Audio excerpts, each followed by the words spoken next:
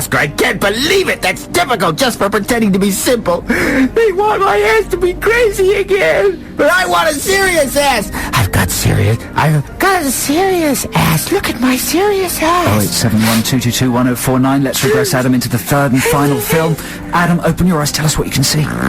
Excuse me, I'm cold. Oh, I'm very cold. I'm cold on 2 levels. Level 1, I'm cold as a father.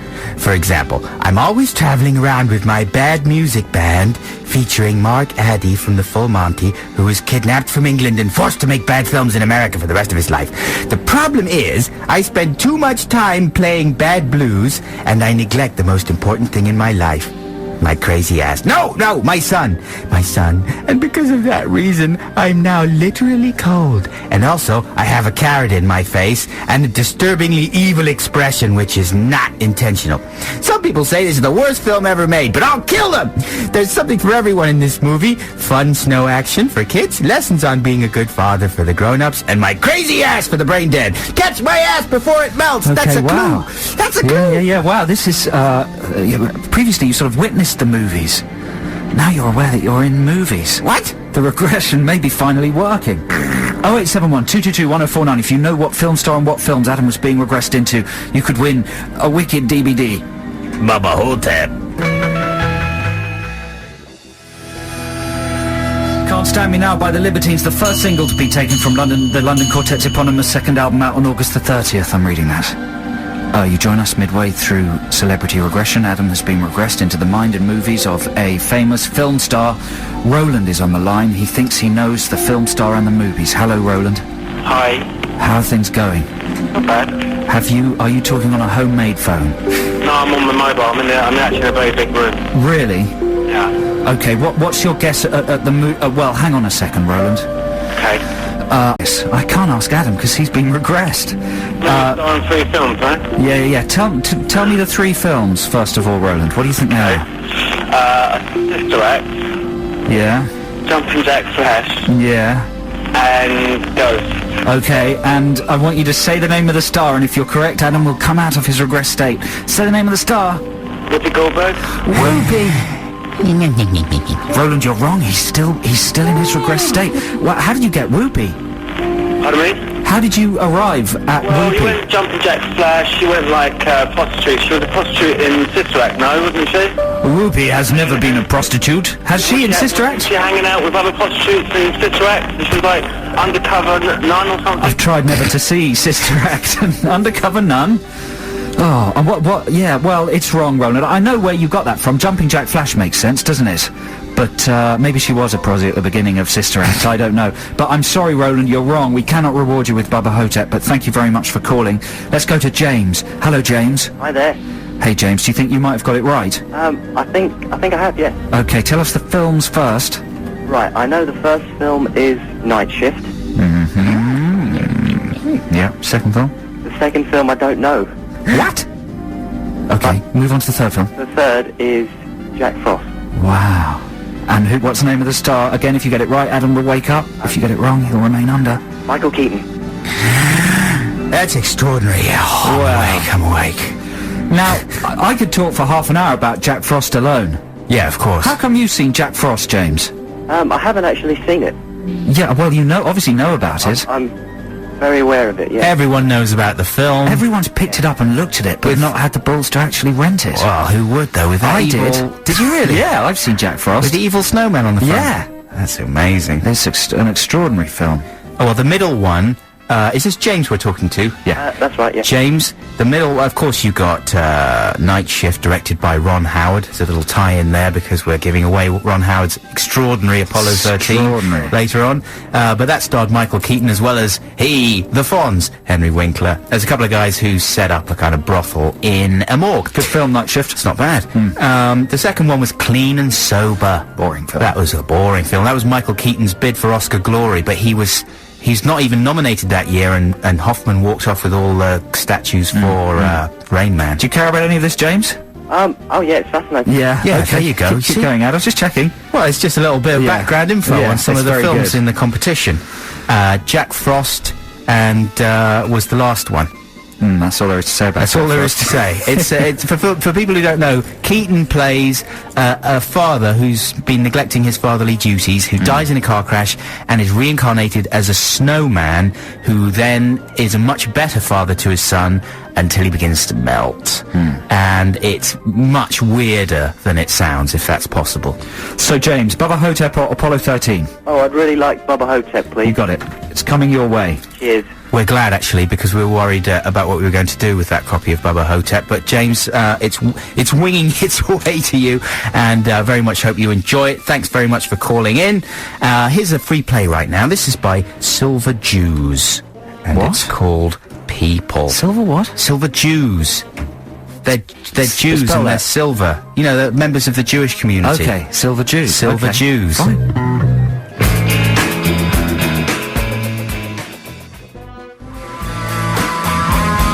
There you go, that's called People by Silver Jews. This is Adam and Joe on XFM.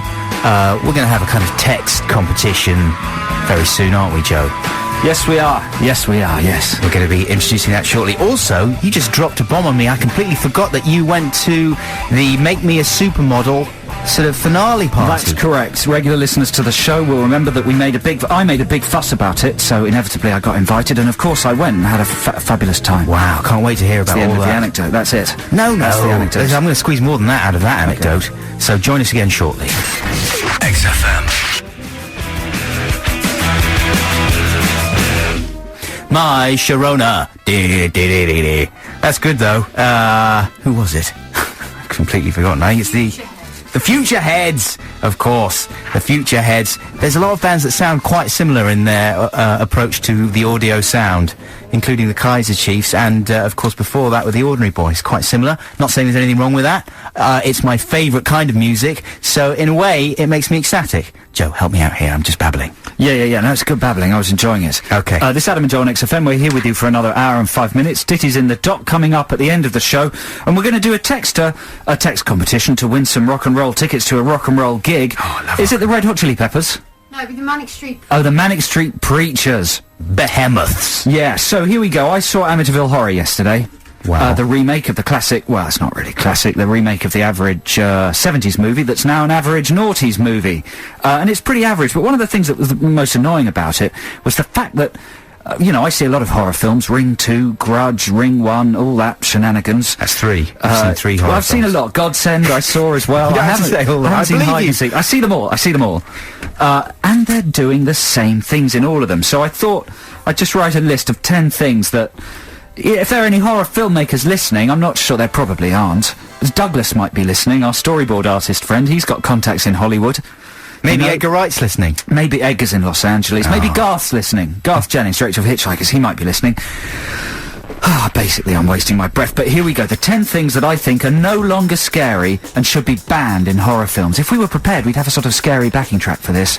I'll but do we one. don't really. Okay, and number one, I don't think you should. Okay. Number one, ghoulish women with long black hair emerging from unlikely places. That's an obvious one, isn't it? That's J-horror, isn't it? Yeah, but any woman with a pale face and very long black hair, it's just not scary anymore. It's, is it called kabuki? No. The tradition of movies that came from, the sort of, No. Yeah, but that's where it came from. I read an article with the guy who directed The Ring. Right. He said that all Well, that sort of, kabuki's not a film tradition, is it? it's theatre. Yeah. And he said that's where the images come from, though. That Possibly, yeah. Well, I just think it should be stopped. Okay. Could you agree? I know, I'm just giving it some historical context. That's very good. I'm confused and frightened by your knowledge. Number two, any ghost on the ceiling, anti-gravity ghosts. Yeah. Any, you Yeah. It's not scary. First time you saw that, can you remember? Probably, the Fury. Yeah, The Fury. The geezer floating in That the was air a in the great Fury. moment. Okay, but it's over now. The Fury was in the 70s, wasn't it? Early Yeah, 80s. It was a long maybe. time ago. Yeah. Number three, anything coming out of the bath.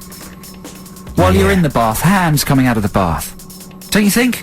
Yeah, Not yeah, scary. Anything pulling you under the bath. It was good in Nightmare on Elm Street. Nightmare on Elm Street, yeah. When the hand with the knives came out. I think it was number 2, was it? Or number 1? I can't remember. Nearly slashed up her bits. That was good. But, revolting image. well, it's from, not mine, it's Move from the on, film. move on. Number 4, wide-eyed pale children with invisible friends. Yeah. Any child with an invisible friend, no, you know, it's done. Yeah, It's no, been there's done about 6 times in the last year. countless. No more of those, please. By the way, all these things pretty much are in the Amityville remake. At number 6... at number 5, wide-eyed pale children who draw inappropriately horrifying pictures. You know, little Sammy sitting on his bed. What are you drawing, Sammy? A picture. And it's a disgusting picture of a man being decapitated and a demon. You know? There you go. That's good. Lila is so exhausted. She's just run out there. She can barely breathe now. She's about to have a coronary. Wouldn't you agree with that one, Adam, though? Yeah, I would. Yeah. Number 6. Yeah, I'm going to that's a start good to one. speed up through these. Okay. Any and all shocking words scrawled on a wall in blood. You know, you come into a room, in Amityville Horror, the remake, it's catch them and kill them, spelt with a catch with a K, as if being bad at spelling is going to make him an even more horrifying killer. Do you think that kind of thing predated the Manson murders? No, I think it started with the Manson murders. That's what pretty much inspired it. But it shouldn't be carrying on, 30 years later. No, they even had it in, what was that film, was it Jagged Edge they had it in? Yeah, it's in Hide and Seek, it's in Amityville Horror. They do it with fridge magnet letters.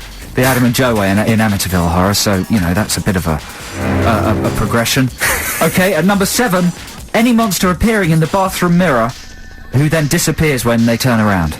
Right. That's over. Surely that's over. I mean, as soon as anyone looks in a bathroom mirror in a horror film, you know there's going to be some demon popping up behind them. Yeah, no. Moratorium on that one. Definitely. At number 8, ghosts or monsters or possessed people with their heads wibbly-wobbling at high speed. Oh, yeah. They didn't really have that in the Amityville Horror. Yeah, especially with bondage. They'll have someone, strapped into a weird torture device with a strap across their forehead, and then they'll film it at normal speed, right? The person wiggling their head, then they speed it up and put an effect... That's just Did they really funny. put the wobbly effect on? Yeah, they always put the wobbly effect. It's just funny, it's not scary. Well, yeah, again, first time I saw that was Jacob's Ladder. Yeah, it was good at Jacob's Ladder. It was brilliant. Yeah. Very impressive. But Never it's seen it over then. now. But yeah, It's over. that's the kind of thing that's going to pop up in a pot noodle advert next week. Stop it. I'll tell you what it'll pop up in is a road safety advert. Because that's where these devices end up, in road safety adverts. Then they finish. And number 9, a spectral figure darting through the picture very quickly, accompanied by a sudden loud noise.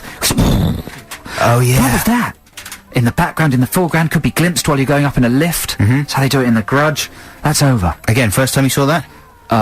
Exorcist 3 was a good one. That was brilliant. The guy darting through the corridor with the big scissors. Yeah. Yeah. That was the only good bit in that film. Done. That's done. That's over. Moratorium on that one. And finally, at number 10, sudden loud noises generally. They're not frightening. I mean, shocks. Bang shocks.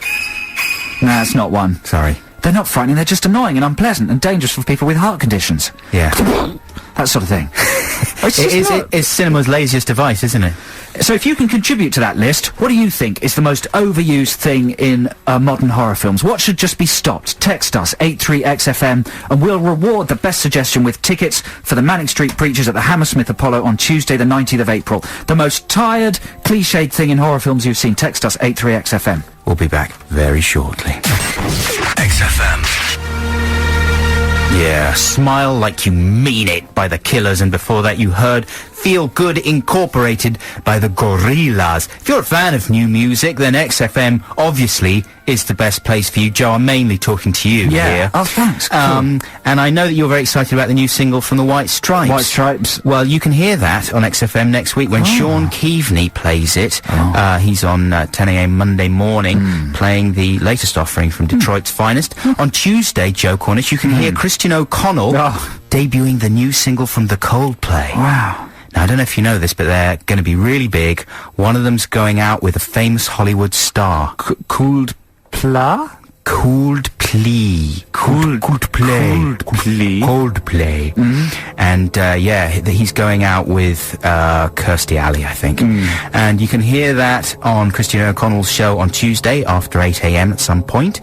And finally, if you're a Foo Fighters fan, which I certainly am, on Wednesday lunchtime, Ian Baker's going to be ready to play the new single from them, the Foo Fighters.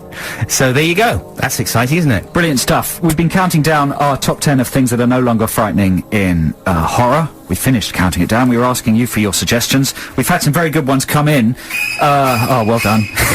Okay, here's some good ones. I mean, they're all fairly obvious so far. Pets growling at something and backing away. That's good.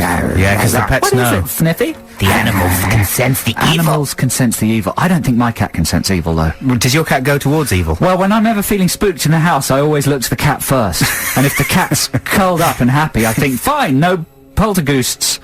But, and what I'm saying is the cat's never been skittish, so maybe my house isn't haunted. Right. Horrific flashbacks accompanied by whispering, farty noises and smudgy images, says James. Now that's a good one, I think.